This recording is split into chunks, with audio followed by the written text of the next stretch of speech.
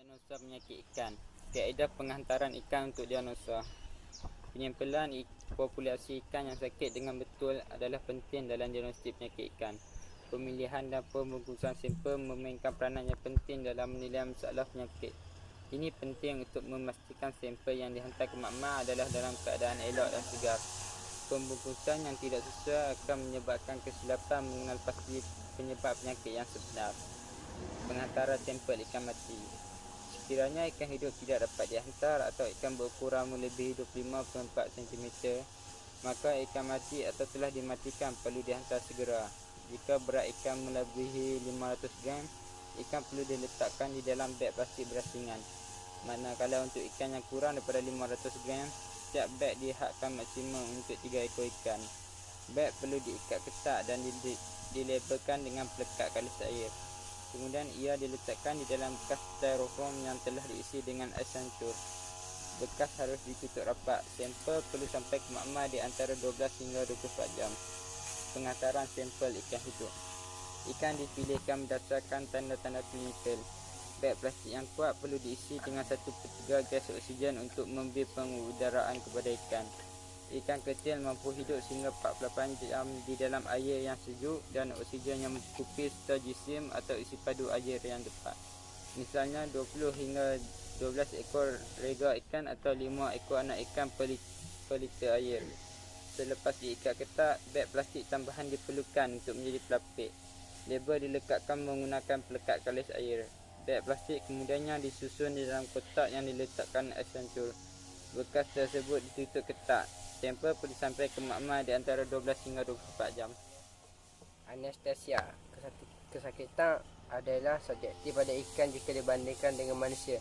Terdapat 3 peringkat kesakitan ikan, iaitu ketidakselesaan, stres dan kesakitan. Ketidakselesaan dikategorikan sebagai tanda-tanda negatif seperti keadaan yang teruk, kurang cergas dan hilang selera. Stres pula ditakwilkan sebagai keadaan yang tegang, kesang daripada faktor persekitaran dan faktor fizikal. Kesakitan pula adalah tanda-tanda positif seperti pergeletar, menggelepar atau denyutan jantung yang kuat. Tindak balas ikan terhadap bahan-bahan yang boleh merangsang seperti cahaya, gerakan dan bunyi adalah kurang baik kerana ini akan menghasilkan si tidak balas refleks yang akan mengganggu diagnosa klinikal ikan tersebut. Oleh itu, ikan perlulah diberi bahan anestetik sebelum didiagnosa. Sukatan bahan anestetik perlu ditentukan untuk tujuan berlainan seperti melumpuhkan ikan, proses pengangkutan yang lama dan pembedahan kecil. Bagi pembedahan yang kompleks seperti laparotomis dan keadaan yang serius, anestesia umum melalui suntikan adalah diperlukan. Apabila memegang ikan dengan tangan, ikan perlu dipegang dengan lembut. Ikan yang besar boleh dipegang di bahagian kepala dan ekor, manakala ikan yang kecil dipegang dengan menekankan 2 keping spam basah ke badan ikan. Ikan adalah fotofobik kerana tidak mempunyai kelopak mata. Apabila ikan dikeluarkan daripada air, mata ikan hendaklah dilindungi agar stres dapat dikurangkan pada ikan. Oleh itu, rangsangan cahaya, gerakan bunyi perlu diminimalkan semasa proses diagnosa. Faktor-faktor penyebab stres pada persekitaran hendaklah dielakkan sebelum ikan diberikan bahan anestetik. Ikan tidak akan diberi makanan selama 24 jam sebelum proses anestesia dilakukan dan tidak akan diganggu. 2 tangki perlu disediakan, iaitu tangki anestesia adalah untuk melakukan ejen anestetik dan tangki pemulihan perlu disediakan untuk rangsangan ringan dan pemulihan. Ejen anestetik perlu dicampurkan dengan air pada kadar yang betul. Ikan yang telah menjalani proses anestesia perlu dipegang dengan berhati-hati untuk mengelakkan kerosakan epidermis. Tangan perlu dipastikan sentiasa basah semasa memegang ikan. Terdapat beberapa peringkat anestesia pada ikan. Umumnya, kebanyakan spesies ikan melalui fasa anestesia ini. Walau bagaimanapun, terdapat kepelbagaian pada setiap individu ikan bergantung pada ejen dan dos yang diberikan. Sebahagian peringkat tidak berlaku dalam proses anestesia pada setengah ikan. Apabila sekumpulan ikan daripada spesies yang baru akan menjalani proses anestesia, anestesia perlu dimulakan dengan bilangan ikan yang sedikit dan tahap pemulihan diperhatikan dengan cermat. Ini penting untuk mendapatkan dos dan ejen anestetik yang sesuai. Selepas anestesia, ikan tersebut akan diperhatikan sehingga 24 jam untuk memastikan tiada kesan sampingan akibat ejen anestetik. Larutan anestetik perlu diberikan pengudaraan berdasarkan ikan menggunakan banyak gas oksigen ketika berada dalam keadaan stres. Dalam kes-kes tertentu, ikan boleh dimatikan secara eutanasia sekiranya spesimen tersebut masih hidup untuk proses penyempelang. Eutanasia bermaksud pembunuhan belas kasihan dan berkaitan dengan pelakuan membunuhnya untuk mengurangkan kesakitan, ketakutan dan stres pada ikan. Terdapat dua kaedah eutanasia, iaitu kaedah fizikal, contohnya kecederaan otak akibat hentakan atau konkusi. Ini melibatkan bahagian belakang kepala dibedah. Kaedah kimia, contohnya ejen anestetik MS222. Ejen ini digunakan dengan melakukan bahan kimia di dalam tangki.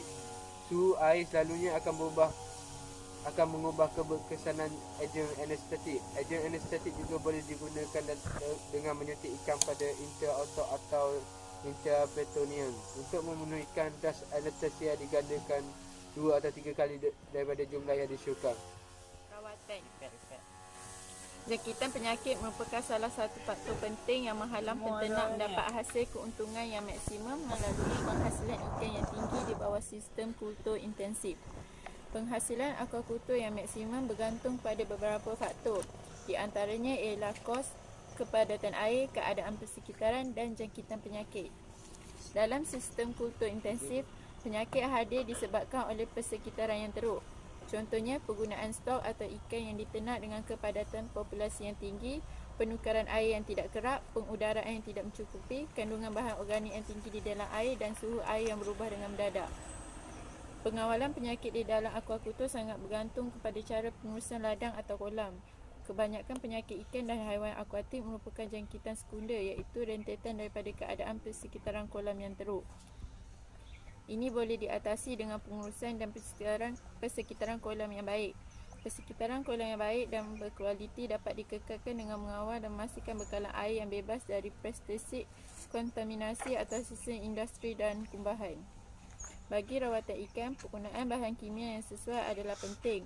Menurut Wellburn 1985 dan Plum 1992, 4T perlu diambil kira semasa membuat rawatan ikan, iaitu pertama, tahu air, kedua, tahu ikan, tahu bahan kimia dan tahu penyakit.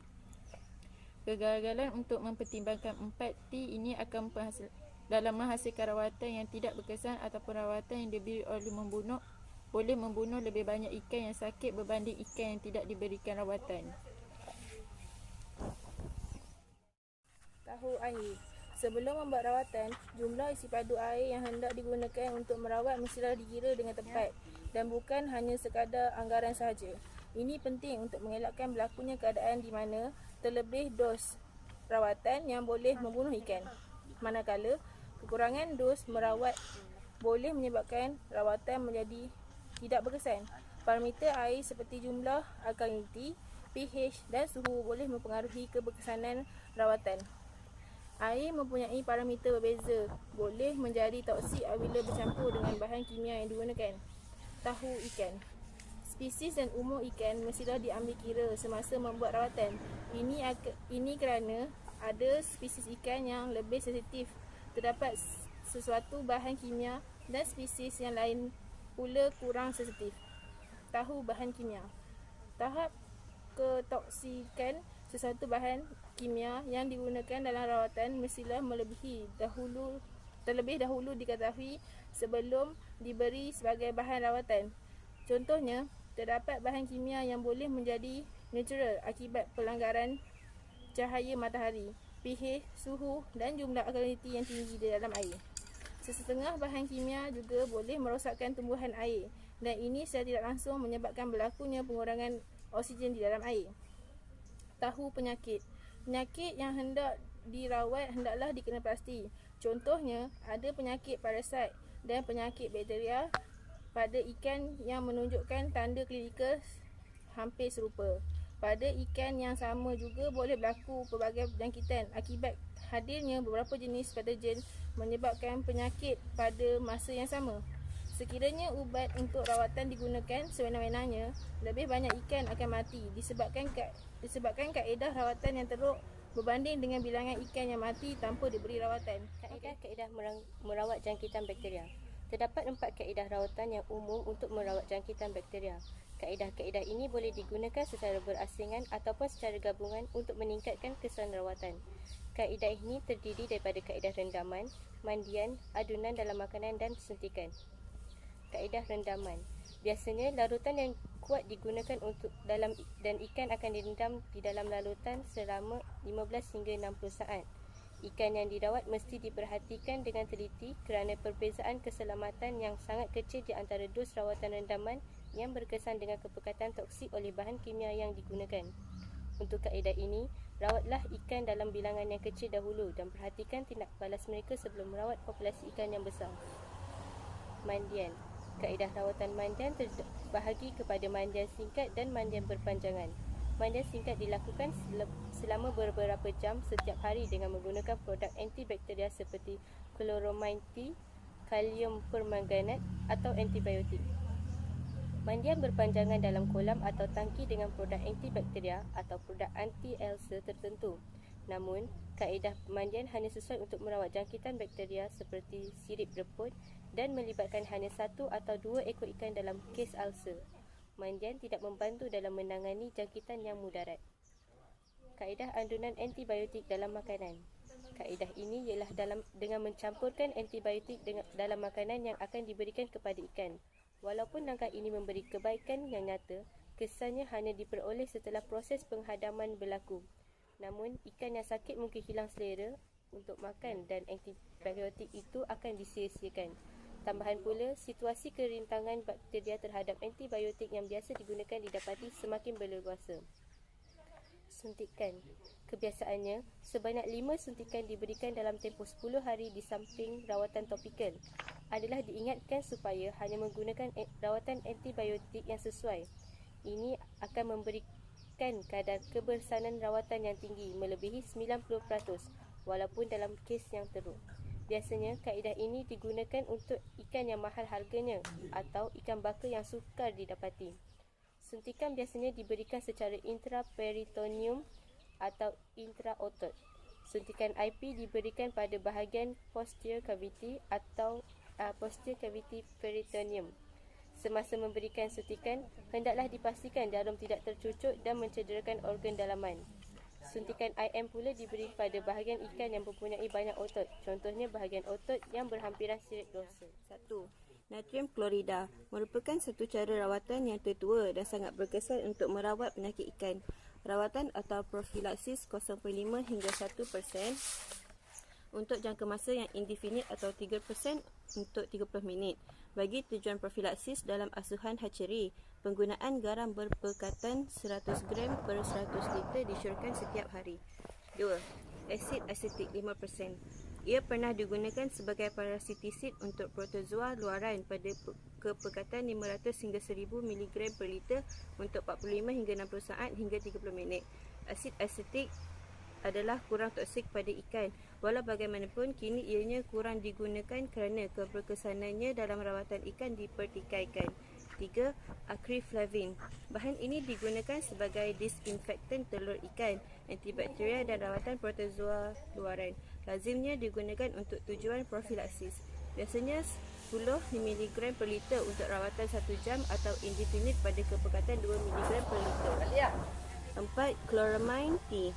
Bahan ini digunakan untuk rawatan bakteria pada jangka masa yang panjang iaitu 8 hingga 10 mg per liter untuk bakteria luaran. Ia berkesan untuk rawatan bakteria penyebab penyakit pada insan ikan. 5. Cuprum sulfide. Untuk menggunakan bahan kimia ini, tahap alkaliniti air mestilah diketahui terlebih dahulu. Biasanya jika tahap alkaliniti TA adalah 0 hingga 49 mg per liter, bioassay hendaklah dijalankan terlebih dahulu.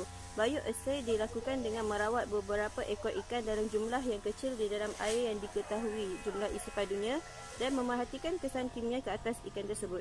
Untuk TA 50 hingga 99 mg per liter, Kuprum sulfat hendaklah digunakan pada 0.5 hingga 0.75 mg per liter.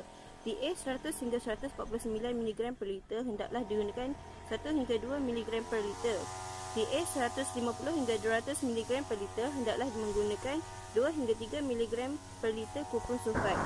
Dalam air yang mempunyai tahap alkaliniti tinggi seperti melebihi 200 mg per liter, rawatan menggunakan kuprum sulfat adalah tidak efektif kerana ia akan membentuk mendekan. 6. Ledafar. Ledafar merupakan larutan yang mengandungi iodin pada kepekatan berbeza. Ia digunakan untuk rawatan telur ikan dan disinfeksi. Biasanya telur ikan dirawat pada kepekatan 50 hingga 200 mg per liter selama 15 minit. 7. Malakit hijau. Penggunaan malakit hijau dilarang di Amerika Syarikat kerana ia berpotensi menjadi tetratogenik dan toksik. Biasanya digunakan untuk rawatan fungus dan ektoparasit ikan. Bagi ikan yang lebih tua daripada peringkat lava, rendaman malakit hijau dengan kepekatan sebanyak 0.5 hingga 1 mg per liter ppm selama 3 hingga 4 jam disyorkan untuk mengawal jangkitan protozoa. Sebagai rawatan berjadual, malakit hijau pada kepekatan 0.05 hingga 0.1 mg per liter ppm berkesan dalam menangani jangkitan yang disebabkan oleh Staphylocnia spp. Permanganat merupakan pengoksidaan yang kuat. Ia sangat berguna untuk jangkitan penyakit kolumnaris. Ia digunakan di tangki pada 5 hingga 10 mg per liter selama 1 jam. Tetapi ikan hendaklah diperhatikan dengan rapi kerana ia boleh menyebabkan kelukaan pada insan ikan.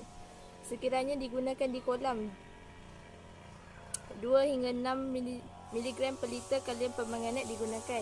Walau bagaimanapun, ia bergantung kepada keperluan pengoksidaan organik air.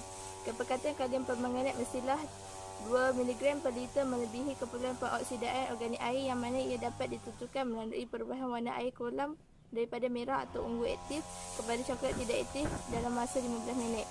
Warna merah aktif mesti kekal selama 12 jam selepas memasukkan kalium permanganat untuk mencapai tahap terapeutik. Formalin 40% formaldehid. Formalin sesuai digunakan untuk mengawal bakteria dan ektoparasit. Bagi tujuan profilaksis untuk mengelakkan jangkitan bakteria, formalin boleh digunakan dengan kerap dengan kepekatan 10 ml per 10 liter. Setiap rawatan itu dijalankan selama 20 hingga 45 minit dalam tangki tanpa aliran air. Bagi tujuan pengawalan jangkitan parasit pula, mandian singkat disyorkan dengan menggunakan formalin pada kepekatan 2 ml per liter selama 2 minit atau 0.2 ml per liter selama 45 minit.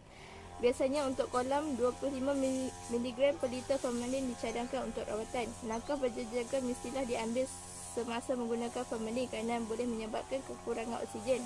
Dan ini memerlukan bantuan pengudaraan tambahan. Rawatan antimikrobik. Antibiotik adalah kelas ubatan yang digunakan dalam rawatan penyakit berjangkit yang disebabkan oleh bakteria. Antibiotik bertindak melalui dua cara, sama ada dengan cara membunuh bakteria iaitu bakterisidal atau merencap pertumbuhan bakteria iaitu bakteriostatik. Kelas-kelas utama antibiotik ditunjukkan dalam jadual 5.1. Kelas-kelas utama antibiotik. Kelas aminoglycosides. Contohnya gentamicin, neomycin, streptomycin. Lincosanides, contohnya clindamycin. Microlides, contohnya erythromycin. Sulfonamides, contohnya sulfametosazole. Penicillin, contohnya ampicillin. Tetracycline, tetracycline. Cephalosporin, cefuroxim. Pionolones, nalidizisesid. Lain-lain chlororampenicol. Antibiotik boleh dikelaskan ke dalam keluarga yang sama jika mempunyai struktur kimia yang sama. Bakteria gram positif adalah lebih sensitif kepada antibiotik berbanding dengan bakteria gram negatif. Antibiotik yang bertindak ke atas kedua-dua bakteria gram positif dan gram negatif dikenali sebagai antibiotik berspektrum luas. Jadual 5.2. Manakala antibiotik yang mempunyai aktiviti terhad dikenali sebagai antibiotik berspektrum sempit. Antibiotik berspektrum luas mempunyai banyak kegunaan berbanding antibiotik berspektrum sempit. Aktiviti antimikrobik diukur dengan menentukan kepekatan ejen terendah yang diperlukan untuk menghalang pertumbuhan mikroorganisme yang diuji atau dikenali sebagai minimum inhibitory concentration MIC. Jadual 5.2 kategori utama ejen antimikrobik. Kategori perencatan sistensisan tindasa ejen penicillin, kesan bakterisidal, spektrum aktif luas. Kategori perencatan sintesisan nukleotida, ejen sulfonamide, kesan bakteriostatik, spektrum aktiviti luas. Kategori perencatan sintesisan asid nukleik, ejen quinolone, kesan nyah aktif enzim DNA gyrase, spektrum aktif luas. Kategori perencatan sintesis protein, ejen aminoglycoside dengan tetracycline, kesan bakterisidal dan bakteriostatik, spektrum aktif luas. Lain-lain furazolidon, ejen dia. Lepas tu kesan bakterisidal, spektrum aktif luas. Sekian, terima kasih. Mikrobik dalam rawatan ikan. Rawatan bagi jangkitan yang berpunca daripada bakteria gram negatif boleh merujuk kepada jadual 5.3, manakala rawatan bagi jangkitan yang berpunca daripada bakteria tahan untuk asid dan garam positif boleh merujuk kepada jadual 5.4. Namun bukan semua ejen antimikrobial boleh digunakan sewenang-wenangnya. Penggunaan sesetengah ejen antimikrobial adalah tertakluk kepada peraturan yang ditetapkan.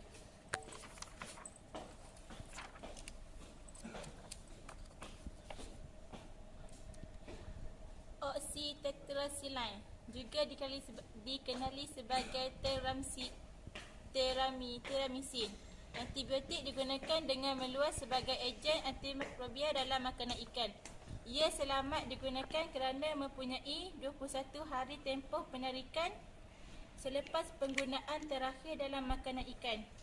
Ia biasanya digunakan untuk merawat penyakit disebabkan oleh Aeromonas spp, Haemophilus sp dan Pseudomonas spp. Ia juga banyak digunakan di dalam industri aquaculture untuk rawatan penyakit ikan yang disebabkan oleh bakteria. Memandangkan ia telah lama digunakan dengan meluas oleh peternak, banyak bakteria telah mempunyai kerintangan terhadap antibiotik ini dan menyebabkan ia kurang berkesan dan dos penggunaan perlu digandakan. Yang kedua, chloramphenicol. Antibiotik ini dihasilkan oleh Streptomyces sp. Ia bertindak dengan menghalang sintesis protein dalam bakteria gram positif dan bakteria gram negatif. Ia adalah toksik kepada manusia dan boleh menyebabkan anemia dan kematian jika digunakan pada dos yang tinggi untuk jangka masa yang lama.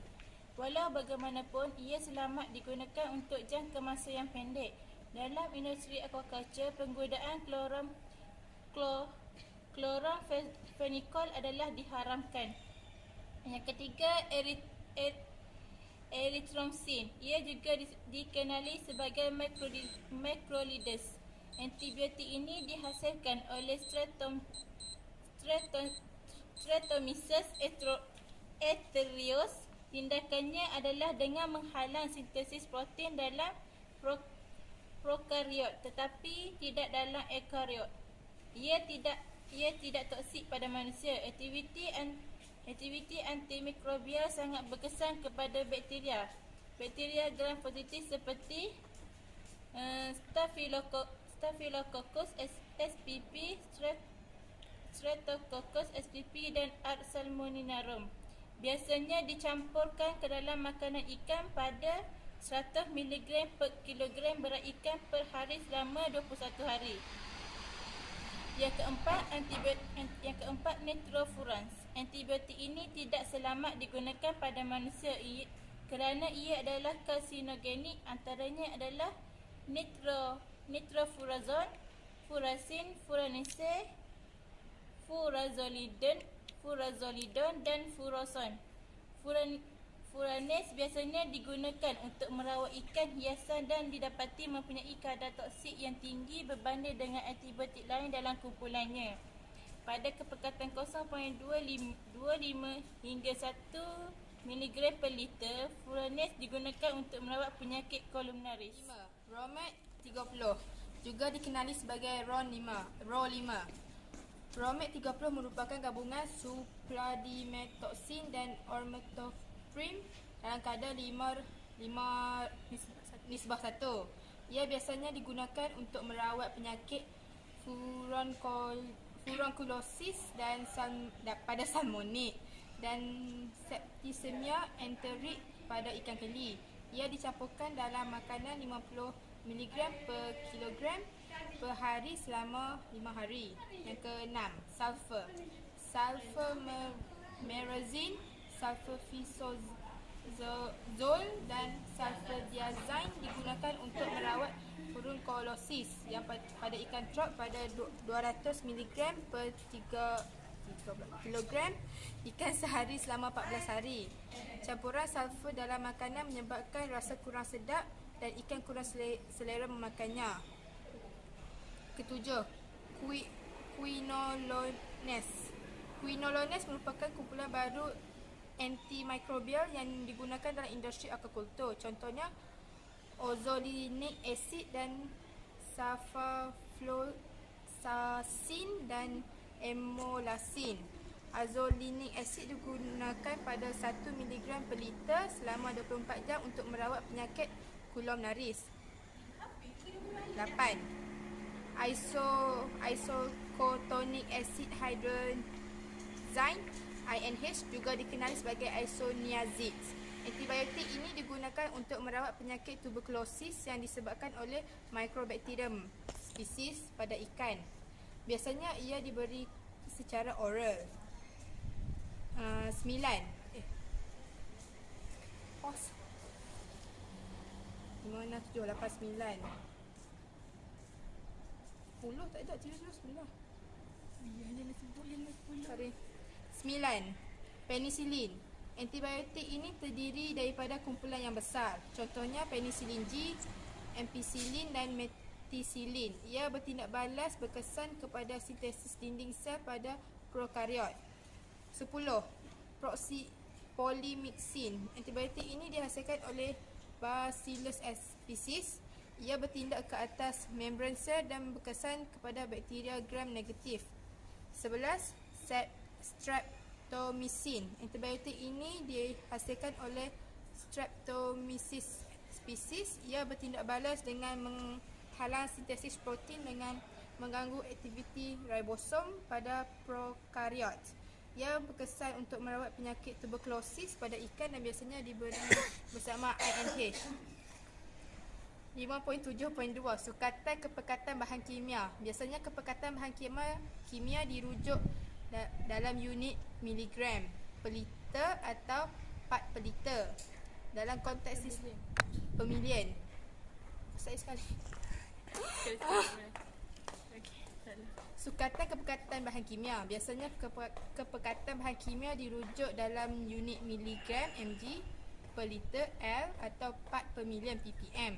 Dalam konteks sistem ternakan air tawar, 1 liter air adalah berkadaran kepada 1 kg atau 1000 gram ataupun 100,000 mg, manakala 1 mg per liter adalah 1 ppm. 5.7.3 Antibiotik yang diharamkan di Malaysia. Jabatan Perikanan Malaysia telah mengharamkan beberapa jenis antibiotik untuk kegunaan aquaculture. Antaranya ialah oxytetracycline dan chloromaphenicol. Walau bagaimanapun, masih terdapat peternak ikan di Malaysia yang terpaksa menggunakan antibiotik tersebut untuk merawat penyakit ikan memandangkan mereka tiada pilihan lain kerana antibiotik jenis yang lain adalah mahal. Sekarang penyelidik ditumpukan untuk menggunakan produk semula jadi sebagai alternatif kepada antibiotik.